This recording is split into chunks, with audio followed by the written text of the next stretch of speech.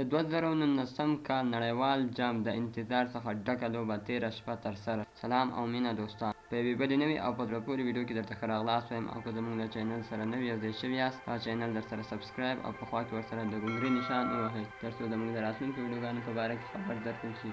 موږ هره ورځ تاسو ته د کرکټ نوې او تازه مطالب خپروو. د هندوستان او پاکستان د لوبې لپاره ټول ټکټونه له وړاندې څخه خرڅ شوي ول. تر 90,000 ډېر مینوال یې نندارې ته ورغلي وو. په زرګونو مینوال یې د لوبغاړي د باندې انتظار وو، خو د ورتګ لپاره په لوبغاړي کې ځای نه و.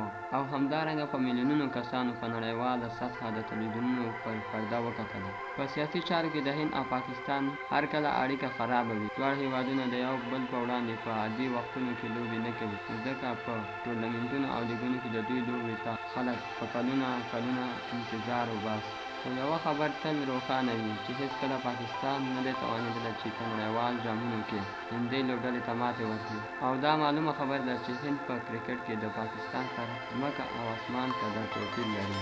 په تېره لوبه کې هم هند خپل قوت پاکستان ته وښود. د لوبې پچه پاکستان وګټل او توپ اچونه یې انتخاب کړه. که څه هم پخواني کرکټر او د پاکستان اوسنی صدراعظم عمران خان خپلې لوبډلې ته مشوره ورکړې وه چې د ټاس په ګټلو په صورت کې توپ وهنه انتخاب کړي، خو لوبډلمشر یې برعکس پرېکړه وکړه.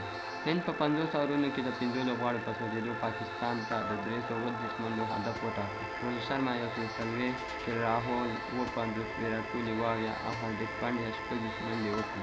د پاکستان په توپ اچوونکو کې یوازې محمد عامر سعدي توپ اچونه وکړه او 3 وکټ یې ترلاسه کړې. حسن علي او وهاب ریاض یو وکټ ترلاسه کړه او هر یو یې تر 70 زیاتې منډې ورکړې. پاکستان د معمول په څېر په اوپننګ کې خراب پیل وکړ. لوبه د باران له امله وځنډېده، خو لوبسرانو لوبه 40 منډو سره ښکته کړه او د 330 منډو هدف پر ځای یې په سخته د 203 منډو هدف وټاکه. پاکستان په 40 اورونو کې د 100 لوبغاړو په سوځېدو یوازې 212 منډې وکړې او لوبه یې د 9 اتیا منډو په تاثیر وبایله. په خطرناک 2 شپېته بابر اعظم 48، محمد وسیم 40 منډې وکړې. د هند لپاره ویجے شنکر، کلدیپ یاداو او هاردیک پانډیا 2 وکټې ترلاسه کړې. د پاکستان د لوبډلې کپتان سرفراز احمد وویل چې موږ به پاتې ټولې لوبې وګټو.